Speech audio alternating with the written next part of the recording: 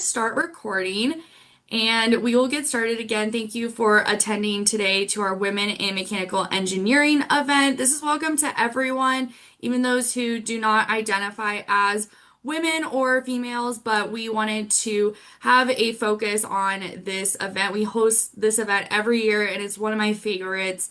And it's a really great insight to the progressiveness of the mechanical engineering industry and focus area and what our current women identifying students and professors are seeing in the industry as well as just the entire mechanical engineering area as a whole. So first we're going to get started with a land acknowledgement. So the University of Colorado Boulder, Colorado's flagship university, honors and recognizes the many contributions of Indigenous peoples in our state. And we also acknowledge that we are located on the traditional territories of the ancestral homelands of the Cheyenne, Arapaho, Ute, and many other Native American nations. And their forced removal from these territories has caused devastating and lasting impacts. And while the University of Colorado Boulder can never undo or rectify the devastation wrought on Indigenous peoples, we do and are committed to improving and enhancing engagement with Indigenous peoples and issues locally and globally. And I believe this is just a really good setting and foundation for our discussion today, especially just the time of year that we host this event as well with the Thanksgiving holiday and any other fall holidays that you all might observe as well. So just wanted to start off with that. This is our agenda for today. So we are currently in the welcome, and I want to introduce myself now. My name is Megan Vara, and I am the Senior Graduate Program Specialist in the graduate program at CU Boulder. And I oversee the master's program, admissions, and academic advising. But we also have Vera DeRoche online, and she handles all of the PhD admissions. So if you have any questions about either of those degree programs, if you are a prospective student, there will be opportunities to maybe ask some questions about our programs during the session today. But please just be aware that this is not an information session about our degree programs. We are really focusing on women in engineering today. So we're happy to answer those questions, but we do have many other information sessions that are more directed towards informing you about our really great graduate programs. So then we're going to move into our Women in ME panel. Again, that part will be recorded and we'll go for about 20 minutes, depending on how great our panelists answer the questions. And so this is the list of our panelists. I'll have them introduce themselves after this slide. And then after we have a set of questions for our panelists, we are actually going to break you out into little small groups to just have some more individual and one-on-one time with our panelists and to just really talk about this in a less formalized manner and give you opportunities to really interact with each other. I think that's one of the best parts about this event.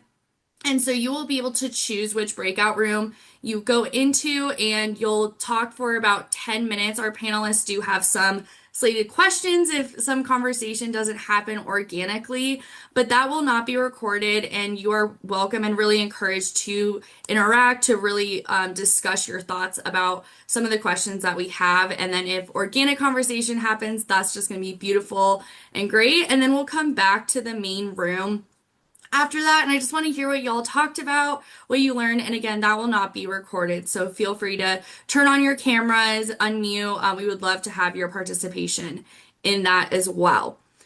So before we get started again, to try and get this a little bit more interactive, I'm going to launch a poll for all of you, and I would love to see where you're all coming from today, what is your current student status, and what is your undergraduate degree. And this just gives us a good idea, maybe helps our panelists have a little bit of an idea of who's in our audience today.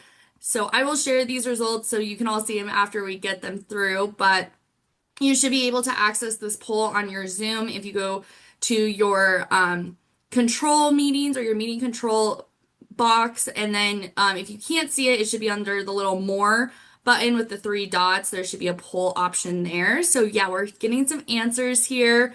So we don't have anyone in Colorado today other than us and our panelists, it seems like, which is really great. I hope it's nice where you're at and coming from. A lot of mechanical engineering undergrads. And we have a really, really great mix and diversity of what their current student status is. So this is going to be a really great breakout session, I think, from all of that diversity for sure. Yeah, still no one from Colorado, which is totally okay. We love that. Okay, let me see if almost everyone's participated. I want to make sure we get almost everyone in here. Okay, let me end this poll and I'll share the results just so y'all can see who's joining us. Again, a lot of people outside the US or somewhere else in the US, lots of mechanical engineering majors here, and there's a few others, which is great. And then, like I said, really, really great mix of a few enrolled as an undergrad, a few enrolled as a grad student somewhere else, a few just employed in industry, and then a few others. I would be super curious about those others sharing what you're doing right now in those breakout rooms. All right, so I'm going to stop that poll and then let me stop sharing and I'm going to move into the panelist portion. So let me spotlight all of our panelists here. Give me 1 second to do this and we're going to have them all introduce themselves. All right, there's all of them there. So we're going to first start out with them introducing themselves. Olivia, I'm going to hand it off to you. Could you please just introduce your name, pronouns, your current degree that you're pursuing, what other degrees you've earned, maybe where, and then what your research or focus area is. Yeah, hi everyone. My name's Olivia. So I'm a fourth year PhD student in the mechanical engineering department, and I received my master's here as well, kind of along the way in the PhD program. And then I got my bachelor's degree also in mechanical engineering from Baylor University in Texas. Um, yeah, and then my research here at CU is more in the biomechanics field, so I work on exoskeletons and prosthetics. Great. Thank you. Next, I'll hand it off to Catherine Ramos. Hi everyone, I'm Catherine Ramos, she, her, hers pronouns. I am a teaching professor here in mechanical engineering. I did my undergrad at the University of Texas in El Paso in metallurgical and materials engineering. And then I went to graduate school over in the Midwest. I went to Notre Dame, did my master's in mechanical engineering and then my PhD also in mechanical engineering.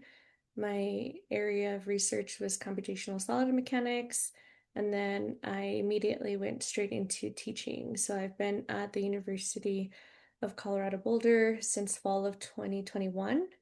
Been teaching courses that are heavily project-based classes, or even our traditional classes like statics. We incorporate projects in those courses. I've really enjoyed doing that and enjoyed being in Colorado so far. Thank Great. you. Thank you. Last but not least, other Catherine. Hi, I'm Catherine Crichton, and I use she, her pronouns. I'm a fifth year in the mechanical engineering department. I'm a PhD candidate.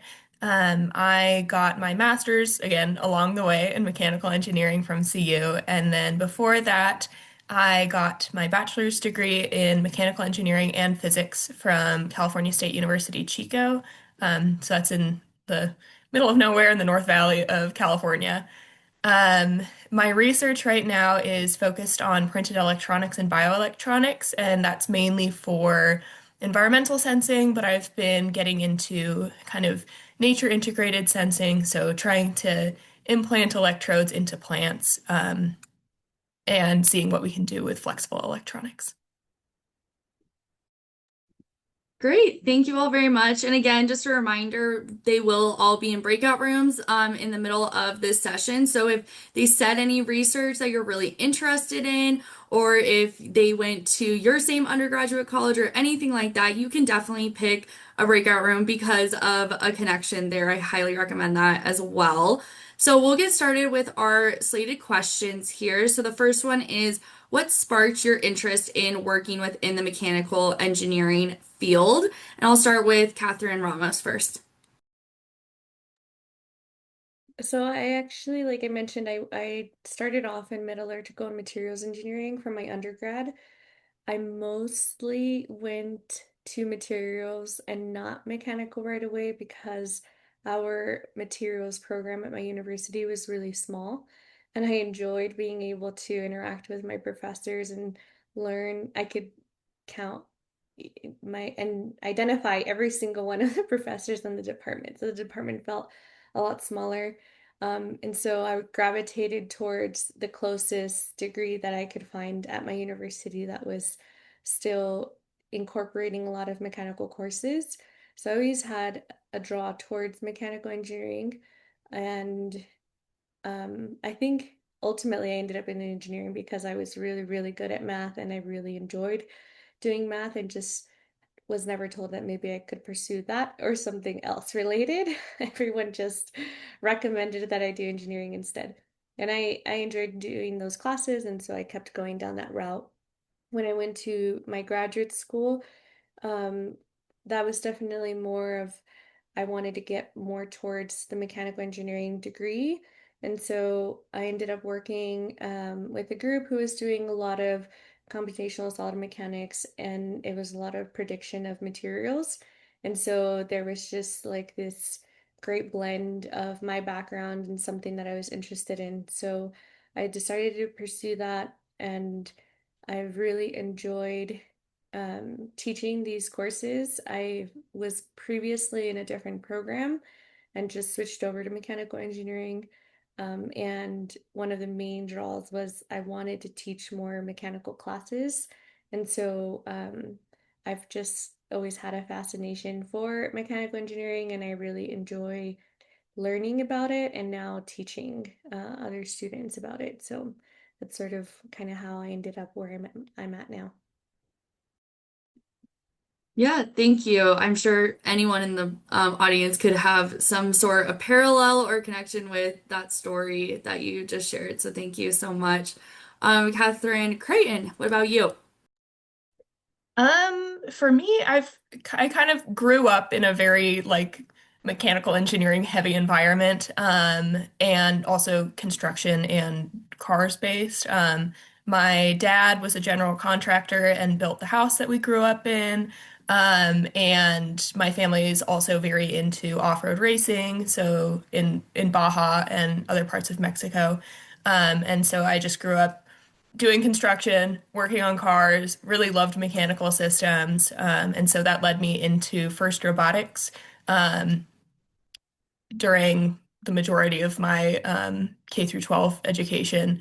And then I was still very into working on cars in high school, and it just felt like the perfect fit to work in mechanical engineering. And I originally thought I wanted to go into more automotive engineering. And then I got kind of sidetracked on a physics path where I discovered that I really, really like research. And that's what led me to my PhD here. And I also just have a love for science. And so I've been able to explore that through a lot of the material science and biological applications of my research here. So it's been very exciting, and I love what I do. I love that. Thank you so much. Olivia, last but not least.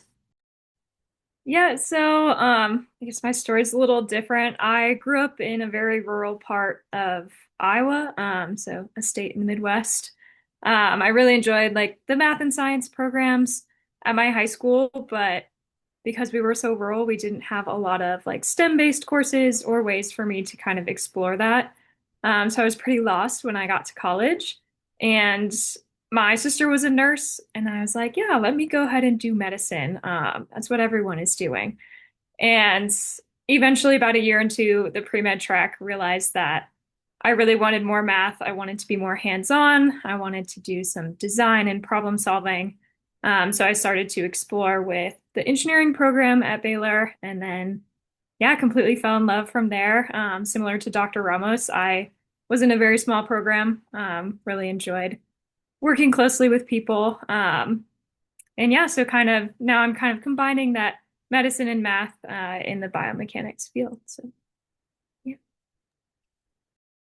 Thank you. Yeah, I don't think any of you necessarily said it up front, but it sounds like there's a general thread of support and maybe some mentorship there that led you to where you found this passion and this sparked interest. So that's really great. So moving forward in our questions, why do you think it is important for more women to join the mechanical engineering field? And Olivia, I'll hand it back over to you.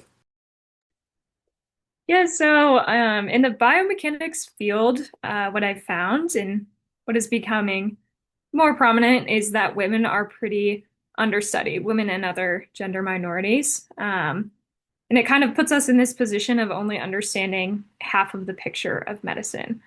So in my field, we have this saying called shrink it and pink it, which essentially just refers to pretty much all sports equipment, things that are related to medicine. What they've kind of done in the past is they make these things for men and then they make them smaller and make them prettier, and they call it a women's product.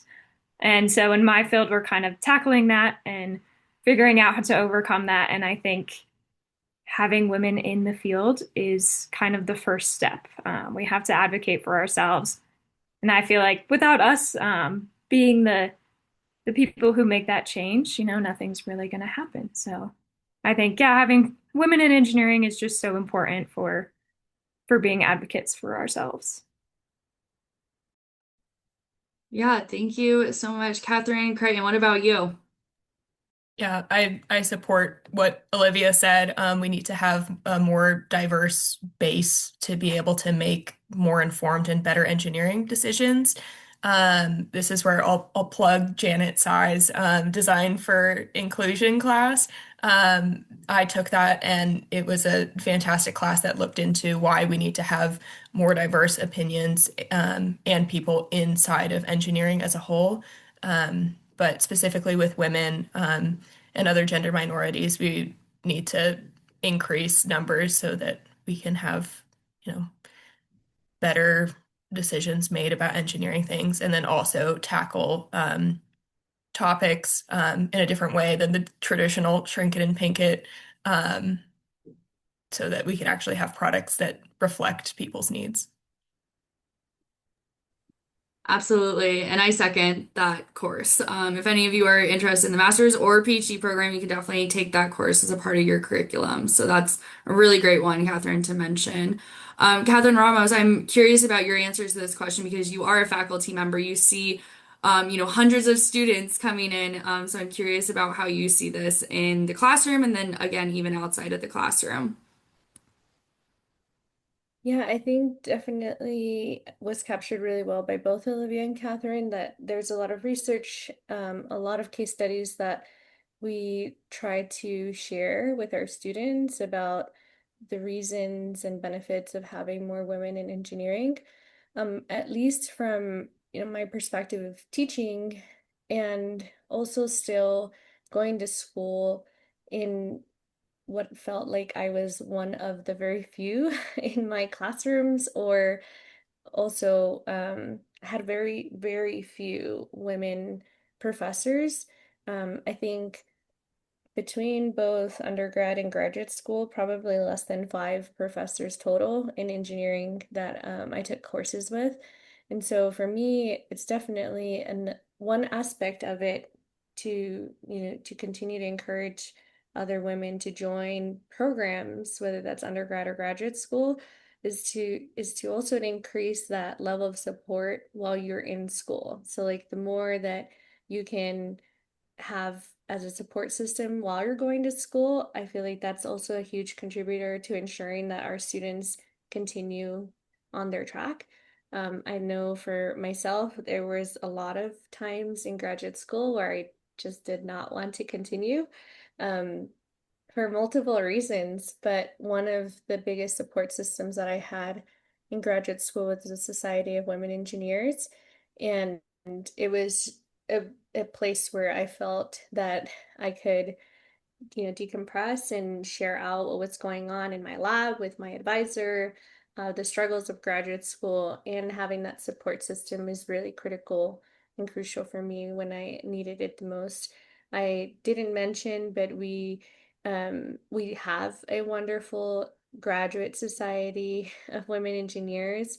I'm technically the undergraduate faculty, and I also support the graduate suite at our university. And I think that's another wonderful place for hopefully conversations to be had. I know Catherine is pretty heavily involved with our SWE organization, and so just encourage everyone in the call if you're interested in learning more about that. We'd be happy to discuss and share out more details on it. But again, I think having a support system of others that you can share and confide in that way is really big when you are feeling isolated while you're going to graduate school. In some cases, maybe it's not everyone's experience, but it was definitely mine and a lot of my friends in grad school. Yes, absolutely. And thank you for mentioning, yeah, the Society of Women Engineers. That was on my slide, and I failed to point it out that the reason why we have, these panelists, one of the many reasons is they're so diverse in their experiences, but also they don't just walk or talk to the talk, they walk the walk. They're a part of really great committees. So both Catherine's, as mentioned, the Society of Women Engineers, and then Olivia is one of our representatives for the Committee for Equity in Mechanical Engineering. So, like Catherine stated, we do have a lot of support at CU Boulder, but then especially within our department, I've definitely seen that not only in these societies, in these committees or student groups, but then, like Catherine also mentioned, our classes, the Design for Inclusion class. So it goes both into those high impact practices and also within the classroom, trying to create more conversation and spaces to even make that an opportunity to discuss those. So kind of on that same vein, actually, our next question is, what do y'all think that women representation looks like in our mechanical engineering department at CU Boulder? Or if you want to even talk about what you feel like's being done to even make the department more welcoming for women. I know we mentioned a few, but I'm curious about your specific experiences, Olivia and Catherine, about students, and Catherine continuing yours about faculty. But I'll hand it off to Catherine Crichton first for that question. Yeah, I've been really impressed by CU's the amount of women in the department. I also came from a university where I was routinely the only woman in class, and I think I only had one female engineering professor in my entire undergrad, which was 5 years long. So I kind of came from that where I'm used to being the only one and getting pointed out as the only one. And so when I came to see you, I was hopeful, but was still kind of ready to, not have that much representation. And I was totally blown away by how many women there were. It was so exciting to me to see other women who were interested in mechanical engineering. And that really also drove me to get involved with SWE. At my undergrad, SWE existed, but there were so few women that we didn't really have a robust SWE chapter. And so the fact that here there's a huge undergrad SWE and there's also a grad SWE, that was so exciting for me. So I'm currently the outreach chair for grad SWE, and it has been an absolute game changer for my graduate career. I've gotten to meet a ton of other women in different fields of engineering, and it's just been so cool to hear what everyone's doing. So I've been happy with CU. I get all of those outreach emails. I'm on the listserv and you're doing a great job. And they're really cool events too. So yeah, definitely if you come here, please join that chapter. It's really, really great. Catherine Ramos, I'll hand it off to you for what you think the mechanical engineering department represents. And you've also been in other departments. So if you have any comparison or insights there, that would be also great to hear. Yeah, I would say both of the units that I've been working with at Sea Boulder have had pretty good women representation on their teams. Um, I think in my previous unit, we might have had at least 50, or if not more, more than 50% teaching faculty there. And in ME, I don't know the numbers, but I would just say they're pretty close. From from what I can see, I'm pretty sure we're very close to 50-50. But it's definitely been a place where it's so nice to see so many other women engineering professors teaching classes, teaching large-scale courses to ME students. And we also teach to a lot of non-ME students. So they're being seen in a lot of spaces. One of the things that I wanted to highlight was, you know, even within our department, our women engineering professors just organically started doing these meetups once a month, and inviting all of the women faculty in the department.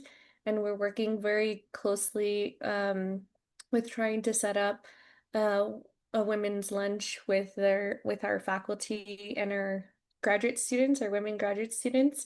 We're in the works on that. And so there's just a lot of effort to continue to build community amongst the units, different groups and committees. And so I would say that I've been incredibly impressed with how much support both our graduate students, our undergrads, and our faculty and staff have for building community and ensuring that everyone feels welcome. So that's been my experience so far at CU. So it's been quite nice.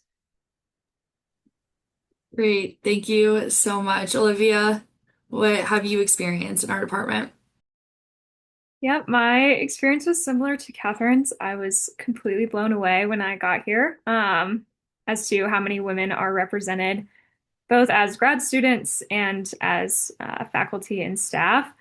And then more so as I've been at CU longer and gotten more involved with the Committee for Equity in Mechanical Engineering.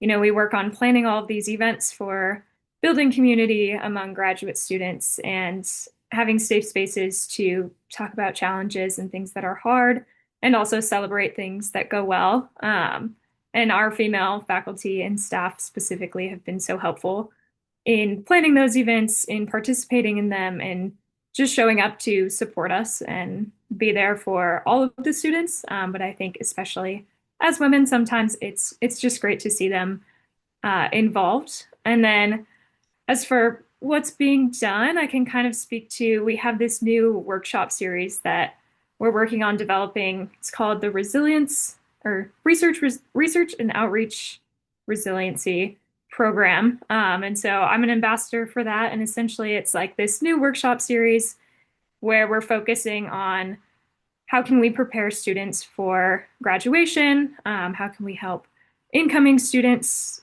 find their community and have these hard conversations?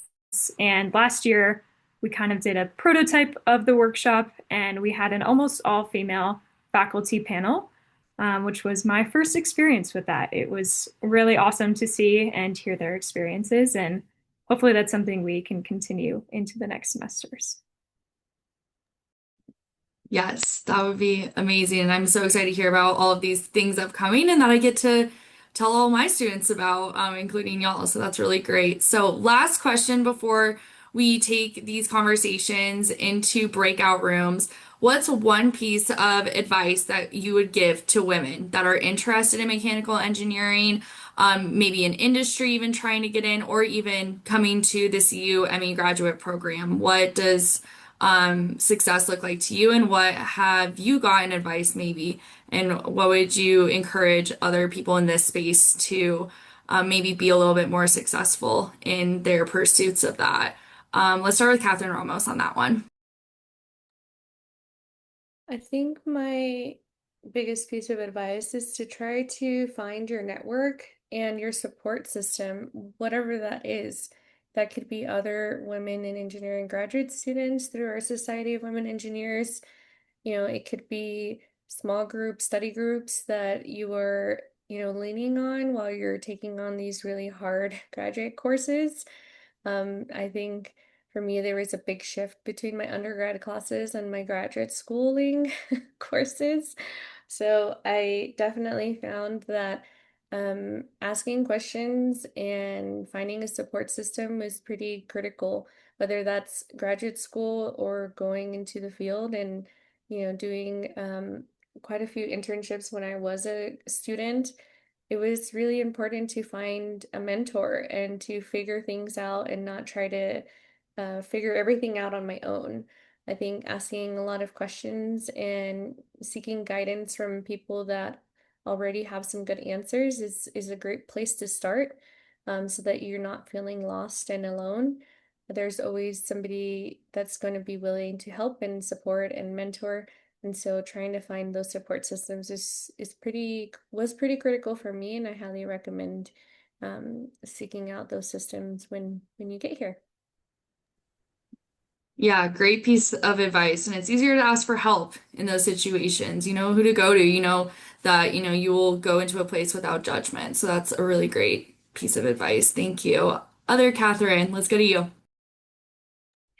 Yeah, I have pretty much the same advice. What really helped me in my transition, besides just realizing how many more women there were at CU than my undergrad, that was something that definitely helped me, was connecting with those women in the form of grad suite, and just trying to figure out other ways to build my network in a way that I've not been able to in the past. My engineering network it was very male dominated. And now I've got a good mix of men and women. And again, I was able to create a more diverse background of people that I can ask questions to, depending on what I need help with. Yeah, and this is something that I talk to my students a lot about is priority matching. And so if you have this priority or this want or this need to have that diversity, maybe only look at programs that reflect that or that match that priority of yours. It may be really discouraging if you don't maybe think about those things or ask yourself those kinds of questions of what kind of experience you want and finding a graduate program or even an undergraduate program or anything or an industry, a job, a company that matches or aligns with your values and what you need from something is really integral. And so I think that's maybe what Catherine and Olivia experienced without maybe identifying that right off of the bat. So, Olivia, last question to you on this.